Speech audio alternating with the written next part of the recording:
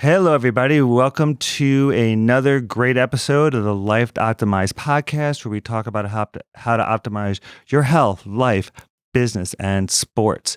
You can follow us on everywhere that you follow podcasts, Apple, Spotify, and you can follow the Dr. Paulvin channel on YouTube. Today, we have a really great guest of somebody I probably send more emails to about questions than almost anybody else. We have Hannah Wendt from TruDiagnostics, who has definitely developed and is trying to revolutionize biological age testing and the use of biological clocks and epigenetics. So we are going to talk about Hannah.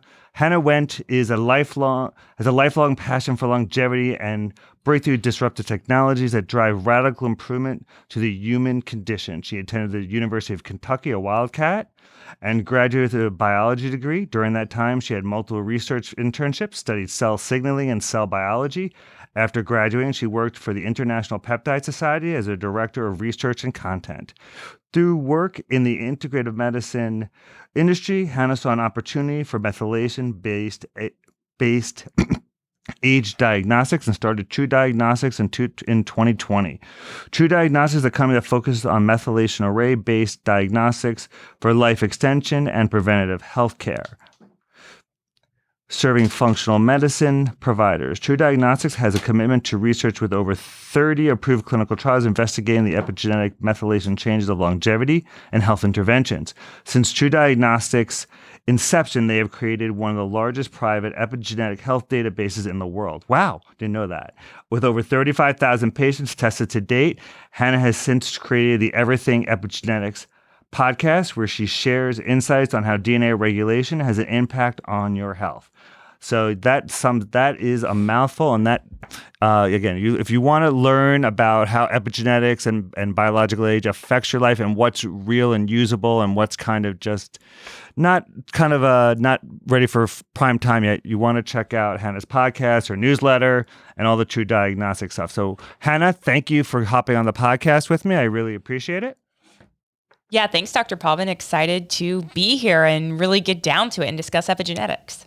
And you are definitely one of the hardest working of people and companies in functional medicine and this stuff. I think you're literally at every conference. And I have to say now, congratulations on your recent wedding. Yeah, thank you so much. A lot of traveling. October is a super heavy month for all of these conferences. So I'm in Lexington right now, excited to be back and get more focused on new developments. So it was at University of Kentucky, where did you see the future in epigenetics and biological age testing, where it was going to become now it's almost part of the mainstream in terms of people looking at it to evaluate their health? Yeah, in college, to be honest, I actually had no idea this world even existed. So I originally went to University of Kentucky with the goal of being a veterinarian. I've always been super interested in biology and the cellular signaling process and how that works. Switched my focus more onto becoming a genetic counselor, focusing on the genetic DNA testing, which we know is, you get 50% from mom, 50% from dad. That's not going to be changeable. You have this hereditary risk. But after that, got a really unique opportunity to work at Tailor-Made Compounding Pharmacy in Nicholasville, Kentucky, alongside of the International Peptide Society. And that's the moment where I was like, wow, this integrative healthcare, functional testing space exists. And that was really eye-opening. And that is when we really wanted to quantify, how the peptides improved our biological aging. So we were doing this testing, before TruDiagnostic was really even a company. Learning something new. So this started really, can you tell us what peptides you're looking at out of curiosity? Yeah, just any of them. Obviously, you're probably very familiar with the struggles in the FDA. So we were just trying to prove that not only people feel better subjectively from them, but objectively they reverse that number one risk, being aging, right, for every single chronic disease and death. So that's how things started, and now it's everywhere. Everybody's talking about it and trying to figure out how it works. So let's first kind of give everybody a definition of epigenetics. How do you tell people who don't really understand what it is? What is it, and how do we use it? How should the layperson kind of understand that it's not written in stone what their epigenetics say, but how do they use it for good and not evil? Yeah. So epi is a Greek prefix. It actually means above. So when you hear epi, anything in terms of epigenetics, we're looking on top or above the genome. So there's all these modifications that can happen to the genome. But when you think of the modification DNA methylation, that's an epigenetic modification. Adding a methyl group on top of your DNA just means you're shutting that gene off. So we are quite literally looking at what's being expressed and what's not being expressed. And for the layperson, I really like the comparison or analogy of thinking of genetics as the hardware of a computer or system, and then epigenetics as the software, right? That hardware, that genetic information, that doesn't change. That's what I just referenced, the 50% from mom, 50% from dad. So you have a genetic risk, and that's definitive. But then you have this epigenetic factor on top of it, which is changeable. And this is extremely enlightening. We actually have an epigenetic risk that we're in control of. It's all of those environmental factors combined to give us some said risk, right? We know people, if genetics was the complete picture, everyone with an APO3/4 variant, this Alzheimer's variant, why don't we all get Alzheimer's at the exact same age, at the exact same time point in, our life, right? So there's other factors that play a role, and that's where we point to epigenetics. Since this is something that is modifiable, that is what people need to understand, that whatever your test says, it's not locked in stone. And what you guys are doing and some of the other great companies out there are doing is they are now figuring out which factors are modifiable and to somewhat what extent, and some don't. So can you point like the 2 or 3 biggest things that you've seen so far that people can change in a short amount of time that will change and improve their epigenetics? Yeah. And, in terms of maybe the outcomes we look at, and we can define this later too, Dr. Paulvin, but there's a pace of aging metric that we have, which is almost like a speedometer, right? It tells you how quickly you're aging biologically for every one chronological year. And a lot of researchers and clinicians and, everyone really, they love this marker for really quick N-of-1 precision-based testing where they can kind of do some experimental testing on themselves to see what's slowing down their pace of aging. It's boring and it's rather intuitive, but I will tell you, people who really focus on more of the nutritional aspect and caloric restriction, they see the largest decreases within that deneen pace. So that also comes from a clinical trial called the Calorie Randomized Control Trial, published at the end of February this year in Nature. So just showing a 10% overall caloric restriction in healthy non-obese adults over a 2-year period, you can actually start to see that deneen pace reverse. So I think caloric restriction from a lifestyle standpoint looks to be the best. But really anything that's going to work on that mTOR. So let me define caloric. Caloric restriction means, from what you're talking about, just a negative caloric balance for the day. Does not mean, we're not talking about any of the fasting, time restricted eating or intermittent fasting. We're literally just talking A minus B and your negative restriction, 10% like you mentioned. Let's do that. Let's kind of, you brought up, let's kind of define the way you hit it. I think I got the analogy from you guys is the pace of aging, which is denadin, is the speedometer where it's much more flexible and much more fluid versus where a biological age test or any of the other aging tests out there, to me, I call it the odometer or the mileage, where it'll move a little bit, but it's more static than fluid. I mean, I don't know if you guys have a better way of explaining it, but that's kind of what people need to understand. Everything is not, every biological age test out there is not exactly the same no matter what. And we'll get into that a little bit later about the difference in clocks that are out there. But even the ones that the main things you need to understand is there are the pace of aging, which is speedometer, like Hannah mentioned, and the basic biological age tests, where again, are more, you may check them every 6 months, and it changes a little bit, but not something that's going to change on a minute, in theory, a much more fluid scale. So you mentioned caloric restriction. Now, I know there are other things that I discuss with patients, things like, I know alcohol will definitely have an effect on it. Smoking cigarettes will affect it.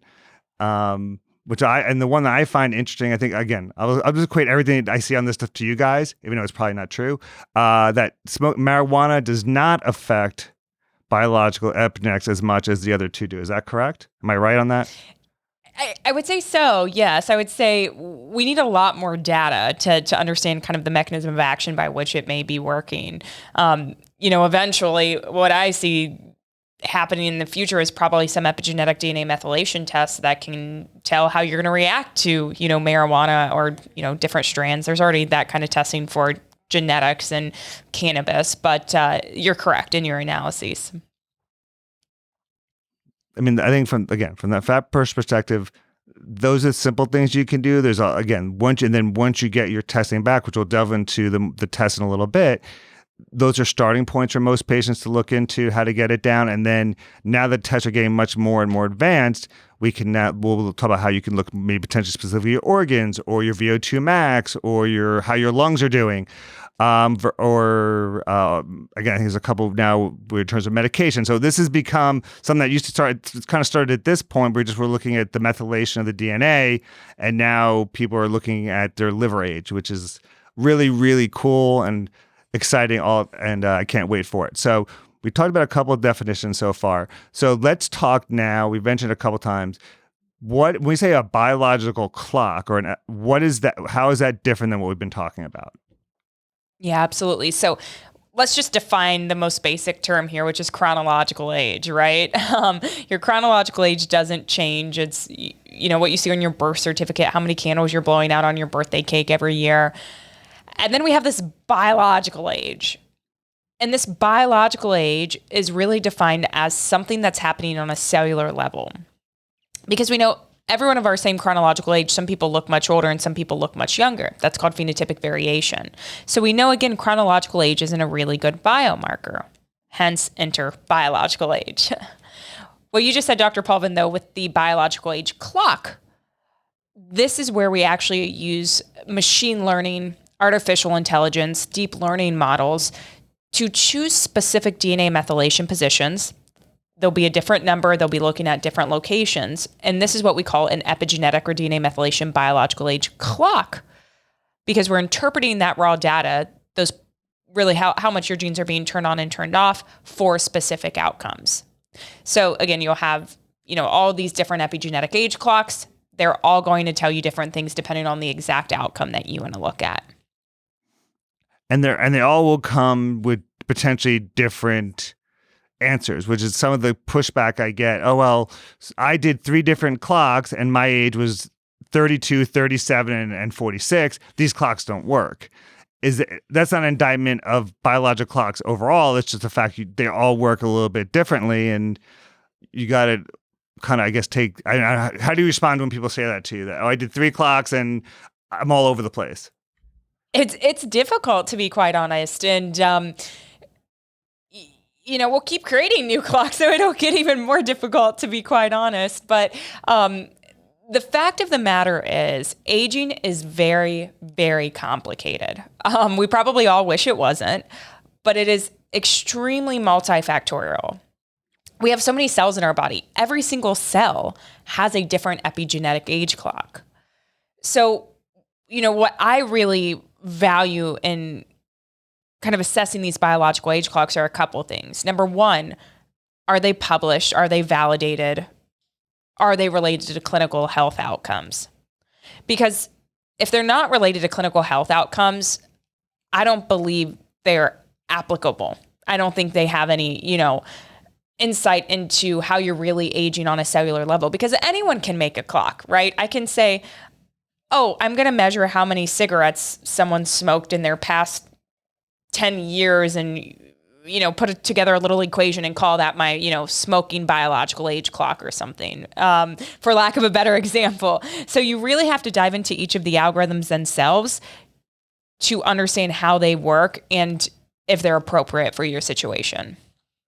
So right now, like we said, this is definitely has such huge potential, but it's such a growing new field that it's something where people are going to have to make sure that you're working with a reputable, like you said, reputable test company that has good data behind it, and also work with a health provider who understands what these clocks are telling you and what these clocks are just, again, like I said, not ready for prime time yet, but you can use as a guide. And there's some things where you just can't just file in your pocket and it's not helpful at all at this moment. But 10 years, we may have the algorithm or the data. Like we mentioned at the beginning, you guys luckily have one of the largest populations of data already. So you guys are going to be ahead of the game in terms of be able to determine more and more things about that data, which enabled you to develop the omic test that we're going to talk about in a little bit, where things are going. So this is something that people who are listening out there, I would definitely recommend doing a biological age test, but also again, the key is understanding what it is. It's not just, to me, I want to let you respond to this. To me, the biological age number itself is helpful, but it's now the deeper dive. Like you said, the health related data is almost more important to me than the biological age number itself, at least where the tests are going. Because that's my opinion. Again, if you're 27 on the calendar and your test comes back at you're 76, that's a huge red flag.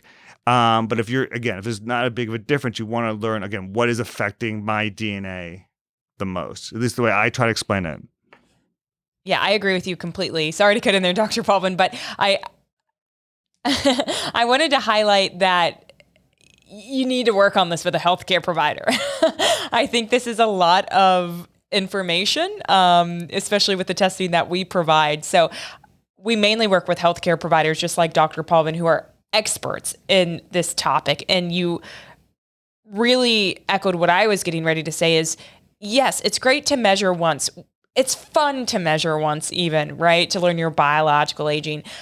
But what becomes most useful is when you test afterwards, after you make a change, to see if that's hopefully helping your aging, but maybe you're doing something that's not so great for aging that we once thought was, very helpful. So it's the longitudinal analyses that make sense. The testing every 6 months or so, depending on, again, how frequently you want to test.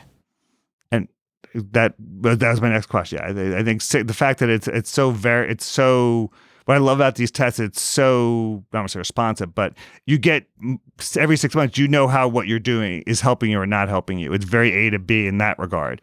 So I think it's, again, something that patients should definitely really seriously look into doing, but it's something that you've got to be someone who's going to commit to to results you get. And with a lot of these new tests out there, understand that the results you may get back may be negative, may be indicative of some issue with your health, but you can't fix it. I think that with a lot of the new tests are out there, patients are like, I didn't really want to know that, and they just kind of shut. It's very interesting dynamic I've seen, but a lot of these new tests that people just, it scares them, which is kind of interesting. So we talked about biological age. We got into a lot of the basic definitions. So that's, from my perspective, the next level is kind of, like we said, is how it affects health of specific, how we could use a biological age and more specific the epigenetics in affecting behaviors, like you said. So again, that kind of goes back to alcohol and smoking. What are the behaviors and or health behaviors or interactions that we have that most likely are easily going to be affected and seen in looking at our biological age or the epigenetics? Yeah, definitely. You mentioned the smoking and drinking, and we actually have reports that can quantify how much you've smoked or drank across your entire lifetime, right? Where these markers are more accurate than their self-reported smoking or drinking habits. And that's, again, the goal of this testing is we need to change patient behavior. Someone may be a little embarrassed if they consume more alcohol than they think they should be, and they may lie on an intake form, but we're actually able to look at the DNA methylation and those epigenetic markers and say, we're picking up a little bit of a higher score here. You may be drinking a little bit more than you're letting on. So it'll help them hopefully, lessen that behavior, because like you mentioned, we know smoking and drinking speed up those biological age clocks. So an employer... There's even things like... No. Oh, go ahead. No, finish up. What are you gonna say? No, even things, just some other components as well. That really drive the aging process, I would say, that we haven't covered yet from a lifestyle side would be any type of stress. Obviously chronic stress over acute stress, but any type of stress is going to accelerate those biological age clocks. And then really bad sleep as well. I think it's super important to, track your sleep with a wearable just to make sure you're getting quality and quantity. And again, that is for everybody, kind of the start for all health journeys. But that is, again, the fact now that we can learn about it kind of A to B. It's kind of good. It's interesting that an employer could actually just start do a biological age test on somebody and see if they're A, how much they smoke or drink, and B, if they're lying to them. And that brings up a whole nother Pandora's box, which I don't even want to get into. But that's kind of cool and bad all at the same time. Okay. Be careful what you say and don't say. Anyway, so then for me, then, in terms of what the next step with epigenetics, and I mentioned to you when we were talking before, is how now we're seeing epigenetics linked to disease states. Meaning, I mean, there's now links to lung damage. There's links to a lot of psychiatric issues. There's links to inflammation. There's all these different. I think there's even linked to a couple. I think I saw one to Alzheimer's. So that to me is, again, that is a next giant step in terms of how we can use these to either hopefully predict illness or assess illness. So where is that next step at now, and how do we use it now, and then where's it going in the future?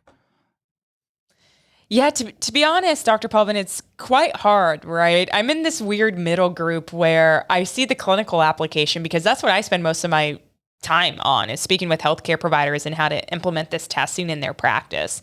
Yet I have, my podcast and all of the research we're doing at TruDiagnostic as well. So it's really hard to put those together where you know the research is there, but it's still too early for clinical diagnostic or use.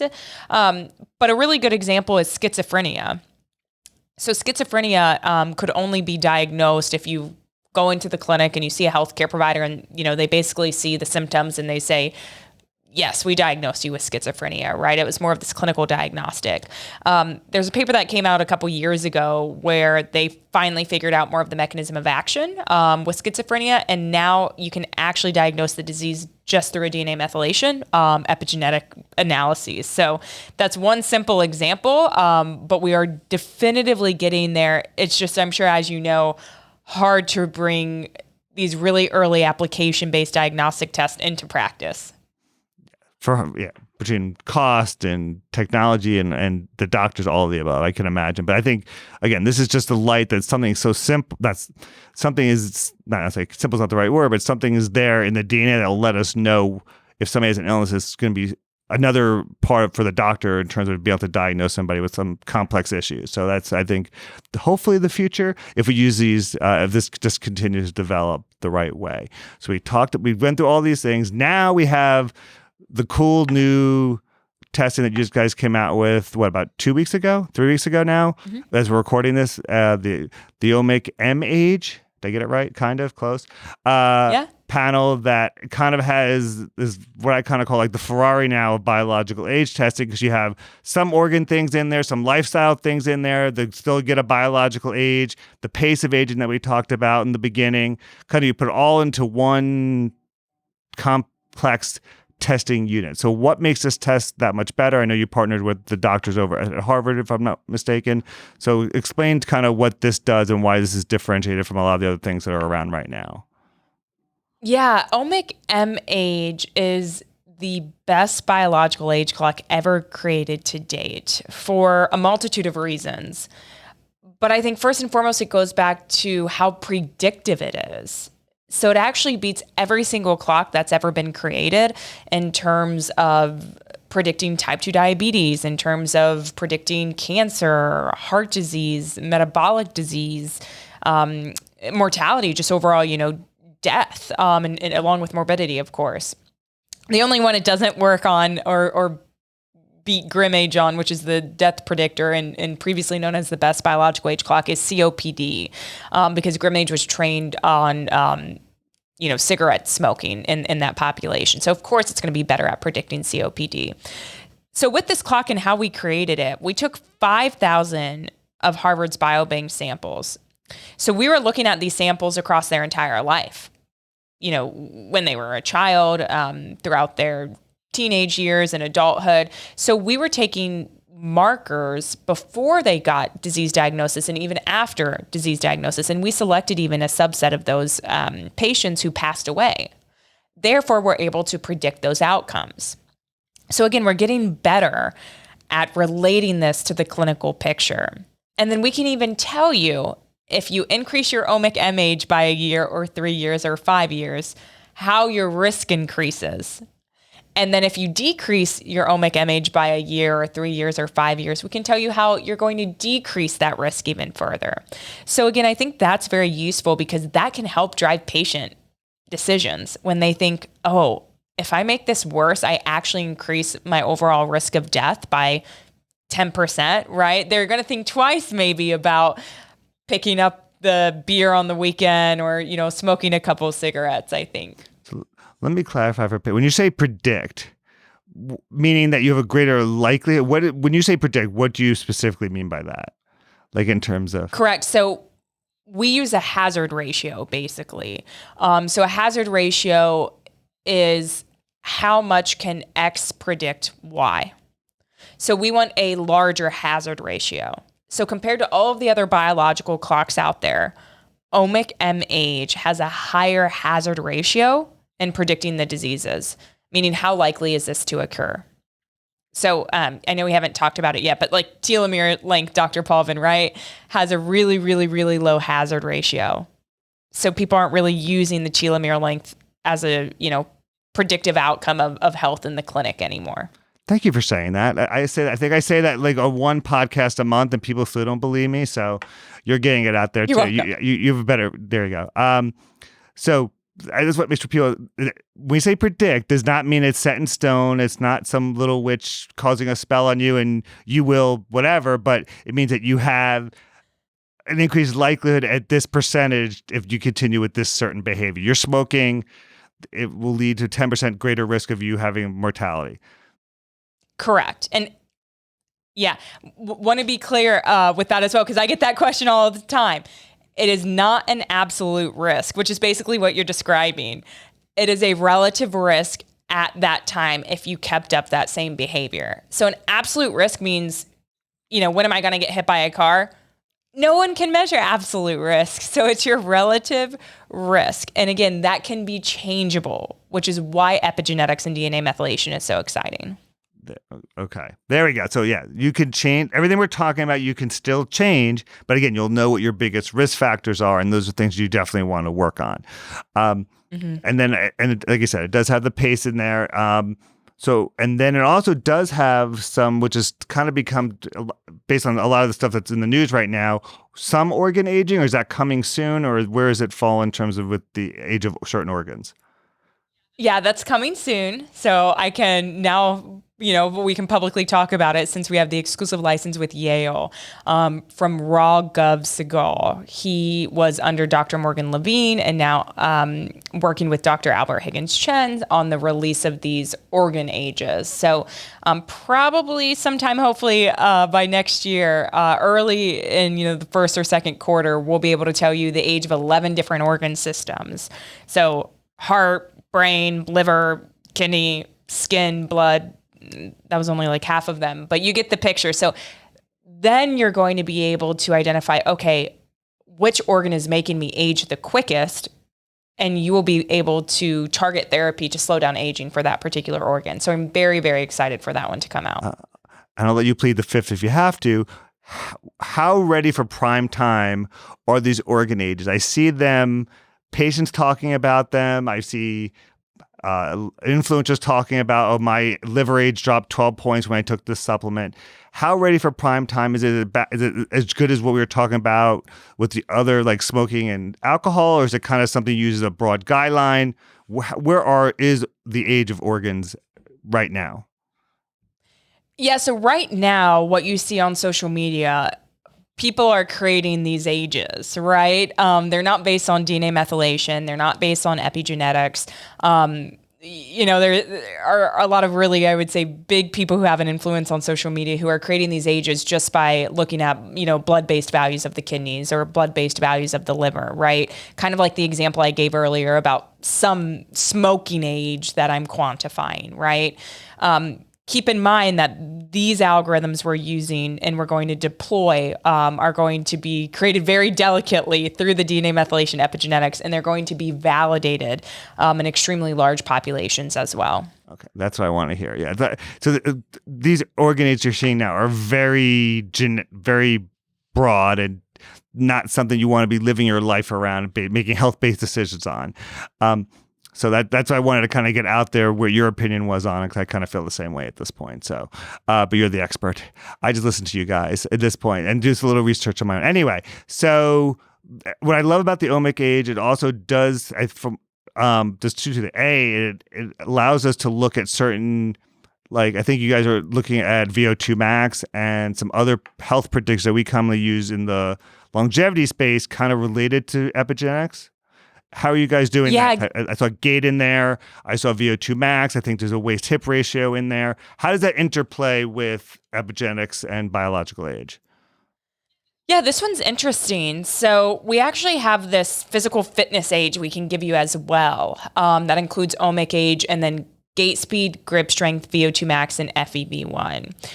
So this algorithm in particular, the way they did that is based on an algorithm at UCLA by Kristen McGravy. She's phenomenal.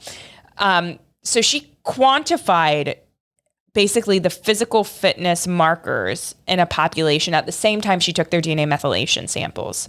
So she's, taking a blood sample, measuring the methylation at the same time. These people are doing grip strength, gait speed, FEV1, and VO2 max. It all comes down then to how can we build a model? So we ask, again, our machine learning, our deep learning, our artificial intelligence to pick DNA methylation positions, which are representative of that outcome. So it's an elastic net regression modeling system if you follow more of the bioinformatics or statistics side. And again, we're really able to quantify anything with DNA methylation as long as we have the data behind it, which is why it's so exciting. So on those reports, you will see a physical fitness age, and then we can tell you where you're at in your percentile in terms of grip strength, gait speed, FEV1, and VO2 max. So we can, again, make more targeted recommendations. For me personally, I'm in a really low percentile for my FEV1. So I'm going to work on some exercises that help my force expiratory volume and, my lung capacity, essentially. So it can check. So you're saying by just doing these blood spot tests, these are blood spot tests for everybody. It's not something it's not urine. It's not, you have to go to a lab. You can do it at home or do it through in a doctor's office. So it's pretty simple to do. That by just doing that blood spot, you could tell me where I am, VO2 max, FEV1, without me having to run the treadmill or in theory. Okay. Absolutely. That I really like. And it's age and sex specific, I'm assuming. Correct. Yes. Yep. Yes. And that's what we call an EBP, essentially. So we coined this term. It means epigenetic biomarker proxy. So it's using epigenetics as a biomarker to report out some other outcome, aka biomarker, right? So it's not always going to be perfect, right? But it's going to be very much correlated with the actual outcome. I'm loving this stuff more and more and more. And you just break it down very simply, which is great for the people listening out there. So the question I always get, and I'm sure you get it too. So if I take rapamycin or if I take calcium AKG, is that, I know there are some supplement supplement and / medication comments in the test, correct? I know uridines in there, maybe one or two other ones that are in there, but do you comment on any of these supplements or medicines that are being used to lower the biological and some of these epigenetic markers yet? Or that's something you guys haven't endeavored yet into? We traditionally stay away from recommendations, okay. Because we want to offer the best testing. We don't want to offer the best testing and the solution, right? But obviously we work with experts like yourself, Dr. Paulvin, on what you've recommended to patients and then what we see in their follow-up test.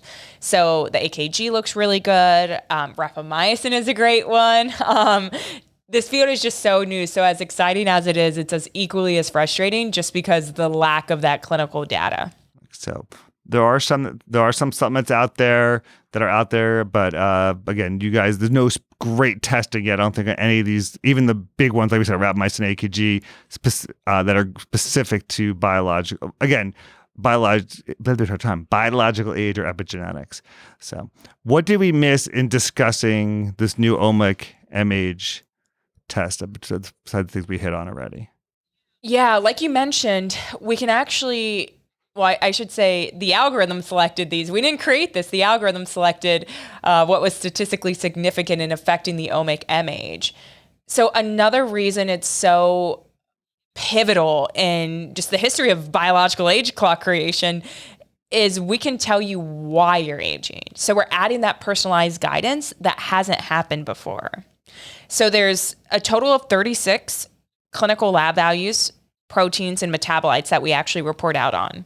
So we actually can quantify things like your red blood cell width, your HbA1c, your fasting glucose, your blood urea nitrogen. You mentioned the uridine as well. So we can say, for example, oh, Dr. Paulvin, we actually want higher uridine levels to help your omic MH, but you're in the 5th percentile. So this isn't really helping your omic MH. You need to supplement with uridine to raise this level up, thus lowering your omic MH. So we can actually point to these individual values. And of course, the first question we get is, should they match up with my clinical lab values I'm getting tested through my healthcare provider? And the answer is they'll be close, but remember, it's a biomarker proxy. It's not going to be the same. We're just telling you what is affecting your omic MH the most, but it will definitely get there in the future. Okay. And then you already mentioned, so these tests, I think, again, this is the combination of everything. It's like a perfect soup. We have the true paces in there. You have these multiple different clocks are combined into one big omic age package, and they kind of get all these different answers in one test. So that's correct, right? I'll make sure I'm saying don't want to say something that's incorrect, right? It's all those different things together.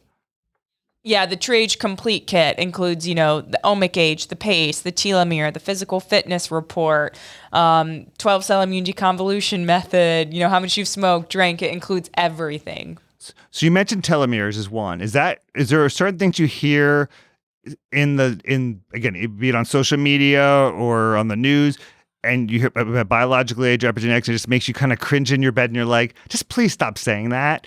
What is out there that you want people to know is not true or again, not ready for prime time yet?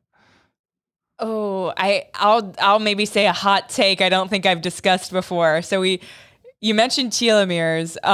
Something we get a lot, or a question I'll get is, hey, Peter Attia doesn't agree with these biological age clocks. And I will tell you, Peter Attia is phenomenal, right? He's very, very intelligent, but I don't think he has all of the information about the biological age clock. So I don't know if he knows that the Dunedin pace exist, any of those kind of higher level epigenetic age clocks with the calorie randomized control trial that we discussed earlier, because his argument is that they don't really measure the true underlying biological change. And we know that the Dunedin paces with that calorie randomized control trial. Yeah. So he's somebody, I know people who like mutually know him and they're like, he's bending a little bit now. But it's true. There's some hard-nosed people that are just saying, again, partly because of the same reason I said is, well, my age is different every time is not an indication how the clocks are working. It just means that they're doing looking at different factors. And again, I think Peter will turn around soon, but not yet. So I totally get that. I hear people say, again, it's amazing. He's kind of like the gospel. I'm not doing that. Peter Attia said, don't do it. I'm like, okay. And so that's the stuff that's not ready for prime time. Where are we going? Where are the next one or two steps that we're going with all this stuff, with the biological age and epigenetics? Yeah, I think what's most interesting to me is seeing the research, like I mentioned earlier, turn into application. So there's a company that we're working with called Diagnostics Health. And they basically have Dr. Zachary Kaminsky on their board, who creates and specializes in using epigenetics to predict mental illnesses. So this company has developed a state-of-the-art algorithm to actually predict postpartum depression and things like preterm birth. So I think it's diagnostishealth.com, or you can Google it and it'll come up. But those are the companies that we are going to start seeing come to fruition. And, that we get inquiries about all the time where, hey, can you actually look at this algorithm? Can we report out on this? And then can we change this metric? And a lot of the times the answer is yes. So again, that's what I love about where this is going. It's more disease than, okay, look at my cool number or bad number. It's the fact that we can predict disease ahead of time, as you and we did peptides for. We're trying to flip the paradigm, being more preventative than reactive in how we do healthcare in the U.S. and worldwide. So that is, I mean, I hope that comes to fruition as soon as possible, because we need more and more and more and more of that. Anything else that's out there right now that's really intriguing in the space, or is it kind of like even too soon to see? Yeah, I haven't talked about this one yet at all, but I can now, since we have signed some agreements. But we're actually working with Olaplex, if anyone's familiar who's listening. It's a hair care brand that they're actually getting more into the cosmeceutical space. So we're actually working with them to develop a skin clock, actually. So the world's first ever kind of second generation skin clock, meaning we're able to tell you things like your skin age, but also your collagen percentage, your elastin percentage, what products we'd recommend based on your DNA methylation in those skin cells. So that one's really exciting. And, we've partnered with a great company on that as well. And we'll see what we come up with. That may be like, I mean, even though you do all this other stuff, lung disease and mental illness, if your skin looks good, you guys have hit a home run there. So that is really cool. I look forward to that. So I really appreciate you hopping on. Really gave some great information. So if they want to check either you specifically out, the Everything Epigenetics podcast on your social media and TruDiagnostics, where can they find out all this information, and where should they go? Yes, definitely. So you can check out my company, TruDiagnostic, at TRU and then diagnostic, it's singular.com. You can shoot me an email, hannah@TruDiagnostic.com, and find me at Everything Epigenetics on Instagram, and my podcast, as well as Dr. Paulvin mentioned. There we go. Definitely, again, she has every couple of days there's some new studies shown that she kind of breaks down for everybody, and it's so much easier just to understand the way she breaks down. If you're a beginner in it, you can learn something. If you're more advanced, there's some stuff there with the podcast. And the other gentleman who's going to be at the conference that we were just talking about, his name is I don't know what his title is at your company. He also has really good stuff. Varun Dwarka, the head of bioinformatics. Check him out. I mean, if you don't mind, he also has great information out there about the company and just the space in general. Again, this is growing every month. This is something where it's not like a blood pressure where something changes every 6 months, a year. Every 2 weeks, there seems to be some new development in the space, which is fun. I'm sure you have spent a lot of time trying to keep up on all this stuff. So any final words? Otherwise, I appreciate you hopping on the Life Optimized podcast. I think this has been great. I appreciate you giving me the opportunity, Dr. Paulvin. Thanks for coming on, Hannah. And this concludes our latest episode of the Life Optimized podcast. And we'll see you soon with more great information and guests. See you guys soon. Bye.